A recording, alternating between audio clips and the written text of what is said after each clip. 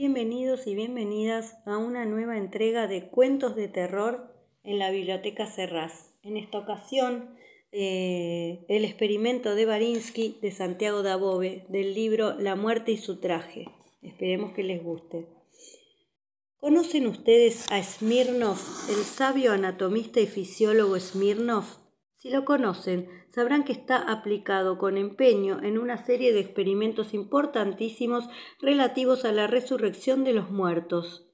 Ruego al lector no tome a broma esto que digo. El sabio no pretende ejecutar antes de tiempo y con manifiesta herejía o espíritu sectario adelantarse a lo que en su oportunidad realizara Jesucristo en el Valle del Cedrón. No. Smirnov es un hombre serio, estima bien, mide con exactitud sus alcances.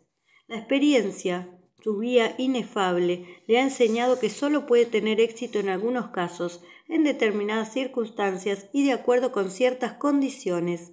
Estas son: primera, los muertos que se compromete a resucitar han de ser frescos y de integridad orgánica.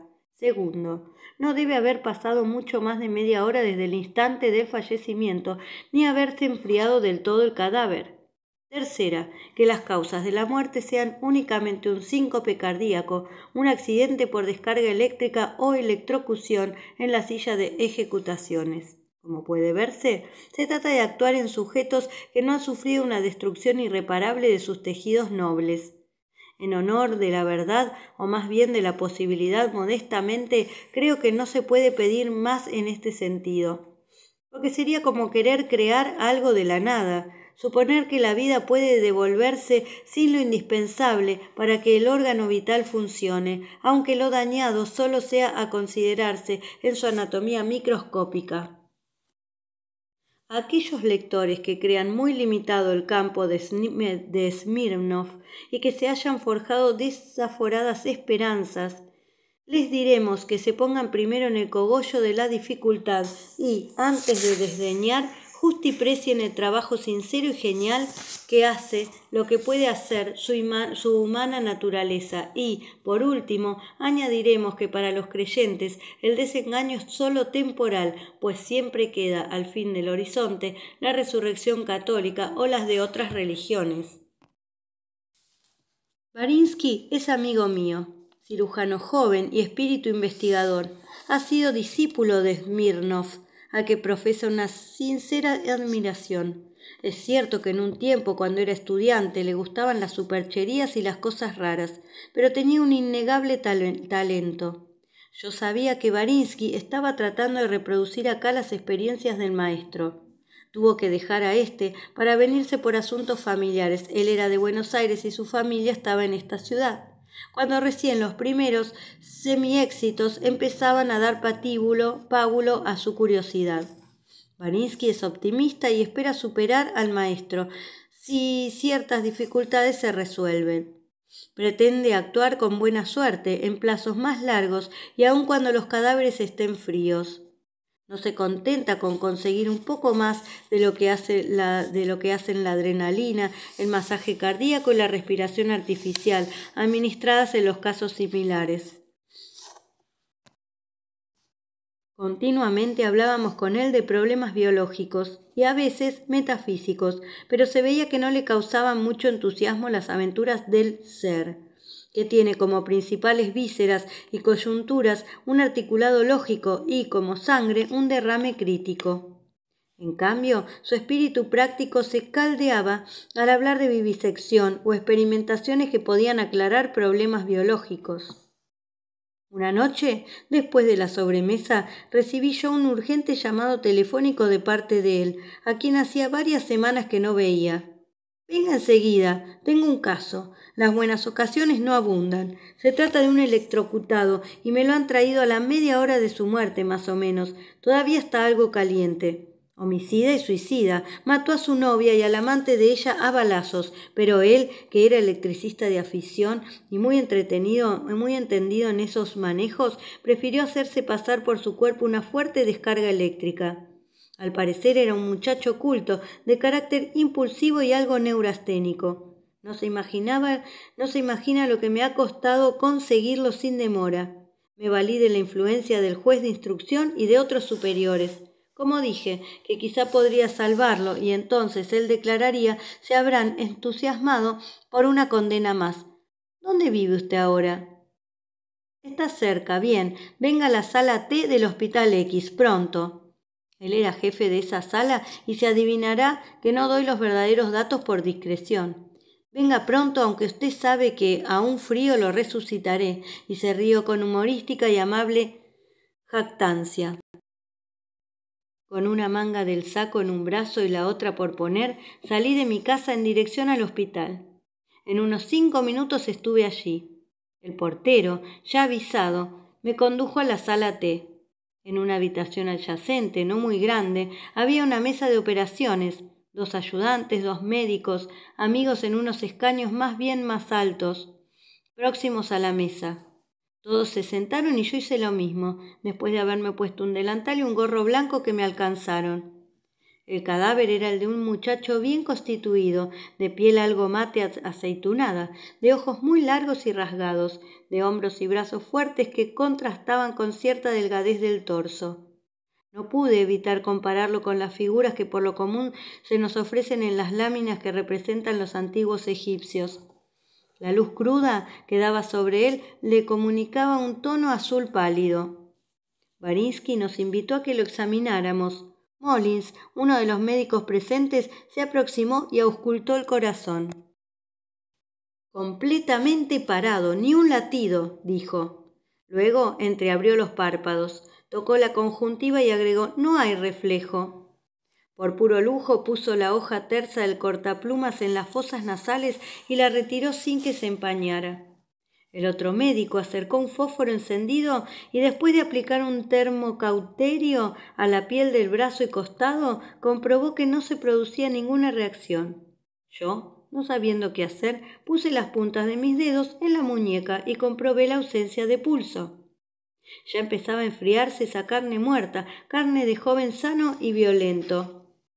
Mientras nosotros hacíamos esto, Barinsky maniobra con actividad, preparando un pequeño aparato que parecía un motor de bolsillo, adosado a un recipiente que contenía un líquido rojo. Vi también unas gomas en cuyos extremos había agujas más bien gruesas, pero de puntas sutiles. Cuando terminó, nos rogó, con cierta nerviosidad, que nos apartáramos. Habló a los ayudantes y todavía volvió a ajustar algo con excitación creciente que intentaba disimular. Los ayudantes acudieron con el instrumental y Barinsky y ellos se encarnizaron con el pecho hasta abrir una ventana, resecando las costillas. Barinsky aproximó su aparato y metió las gomas por la brecha. Allí estuvo trabajando y cuando se acercaron los médicos para tratar de enterarse, les volvió a rogar con cierta brusquedad que se apartaran. Al volver a sus sitios, me pareció ver algo de rabia y decepción en sus rostros. Disculpen, dijo Barinsky, ya les explicaré. Por ahora hay que atender a lo más importante. Luego de un rato bastante largo de irrigación que nos hizo temer un fracaso, empezaron a manifestarse ante mis ojos atónitos los primeros signos de vida. Una ligera coloración invadía las mejillas exangües. Me impresioné mucho, porque yo había visto indubitables en esa cara las huellas de la muerte, y he aquí que empezaba a tomar una leve tonalidad que indicaba algo vivo. ¡Expresión! ¡Expresión! Esos ojos muertos perdían su aspecto de vidrio turbio y se encendían como si recibieran luz de adentro. Tenían cierto estupor, como si de nuevo estuvieran frente a algunos de los caracoles, verdores, admiraciones o espantos del mundo. Barinsky limpiaba continuamente el campo del miocardio con algodones y gasas y atendía el delicado funcionamiento de la bomba. De pronto empecé a oír un murmullo como de voces lejanas que se acercaban, e interiormente lamenté que se viniera a turbar con trivialidades nuestra experiencia. Barinsky dijo: «¡Silencio!». «Pero, ¿quién es el que habla?». «Que se calle el que habla», agregó, sacando la cabeza por la ventana entreabierta que estaba contigua a la mesa de operaciones. Luego palpó las gomas, que palpitaban igual que arterias fuera de su estuche cráneo. Se veía que la bomba era como un sustituto de corazón que pondría a éste en marcha para retirarse una vez la circulación restablecida. A todo esto el murmullo seguía en su molestia impertinente. Yo siempre he tenido oído fino y localizador como ninguno. Casi siempre sabía en otra época dónde chirriaban las cigarras, los grillos y los vigilantes. Y aun cuando los labios del difunto no temblaban, ni siquiera apenas los de Balder, el célebre ventríloco en su pantomima, me di cuenta de que la voz salía del cadáver. Yo siempre he dudado de mi razón, pero nunca de mi instinto, de mis sensaciones, de mis percepciones. Un muerto no puede hablar. Bien, pero de allí salía la voz, de esa boca que no se movía, de esos labios que no se movían y que apenas palpitaban en la vida alboreante. Hablé a los otros y les comuniqué mi impresión. Se rieron al principio, pero después les pareció que su oído se rectificaba y orientaba. Nos acercamos al semi-resucitado y pedimos permiso a Barinsky para oír mejor ese murmullo, o sea, esa voz que suponíamos hablaba en la laringe o en el pecho abierto. Barinsky consintió a regañadientes y con cierta sonrisa de superioridad. Dijo: «No se aproxime mucho. Un solo desplazamiento de las agujas acanaladas puede echarme todo a perder». Nos aproximamos, no mucho, tímidamente. La voz tenía un timbre raro, maravilloso y muy perdido y lejano, como si fuera de un aparato de radio donde se cuchicheara a la sordina. No era posible situarla bien, ni analizar su timbre, el más singular de los timbres en voces humanas. Permítase a mi emoción ese intento de descripción de acento tan extraño. Aquellas palabras parecían resonar en otra cosa que en el espacio. Pero lo que llevó al colmo nuestro pasmo fue comprobar que los nervios faciales ya funcionaban y que aquella cara de semivivo subrayaba con gestos expresivos, casi como de actor, las circunstancias del relato algo inconexo que la voz misteriosa hacía. Mollins expresó que esas palabras parecían salir de un barril o de una cueva profunda. Barinsky dijo fríamente: «A lo mejor las pinzas que tengo colocadas para cerrar los vasos y retraer los músculos y aponeurosis están haciendo antena. Quién sabe por qué causa, y lo que ustedes oyen es una simple transmisión». Sin duda él también oía, pero a fuerza de genuino hombre de ciencia, no le interesaba más que la resurrección del muerto sin charlas. Yo me acerqué más aún para oír, y mis aficiones arqueológicas siempre despiertas añadieron una franja a la fantasía de ese momento. La misma cara antigua del muchacho movía mi mente hacia lo remoto y me pareció que lo que oía, entrecortado y a ratos corrido, eran palabras pronunciadas en el Egipto más arcaico o en algún templo de alguna ciudad más antigua todavía, sumergida y tapada por el mar, y que hacía muchos años que había rendido a la nivelación el último grado de polvo de sus ruinas. Pero esas palabras eran recientes y nuevas como luz de un mundo que recién se revela a un ojo y que, sin embargo, estuvo oculto por lejano para muchas generaciones extintas. Entre paradas y jadeos decía la voz queda: «Gracias, gracias al que golpeó en mi pecho. Es una vida loca de sueños la que se ha desatado. Creo andar entre una ciudad de sombras, rota y dispersa como un astillero confuso. Tiene de lo que feneció y de lo que están haciendo de la muerte. Sus monumentos parecen tanto de mármol como de hueso y están diseminados sin orden. Solo se adivina cómo son entrando en ellos, como si la luz que los hace entrever saliera de la fosforescencia de los huesos. Es este un mundo casi oscuro, lleno de basuras y desperdicios orgánicos y de algunas cosas que parecen esqueletos de barcos, grandes carroñas de blancas costillas que se abren y se deshacen. Son como templos, blancas costillas que se abren y se deshacen. Destartalados edificados para honrar la vida por antepasados cuya inspiración hubiera sido siempre la anatomía de hombres y animales. Un silencioso penoso para mi conciencia.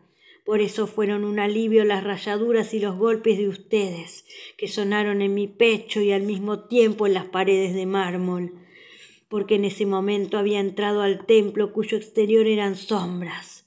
El muro, en la parte que correspondía al altar mayor, semejaba una vaga faz humana, pues unas aristas de mármol negro, finas y arqueadas arriba, hacían unas inflexiones y eran como dos cejas amplias que se juntaban en fruncimiento de pena. Ella lloraba sin duda por medio de la pared artística que era su máscara grande. Había también un revuelo de palomas negras que batían las alas sin ruido frente al fondo blanco de mármol. Entré en otra cripta. Las columnas en forma de senos bajaban del techo y se descansaban por sus pies, que eran finos tallos. Esos últimos parecían moverse en su interior, conservando su firmeza.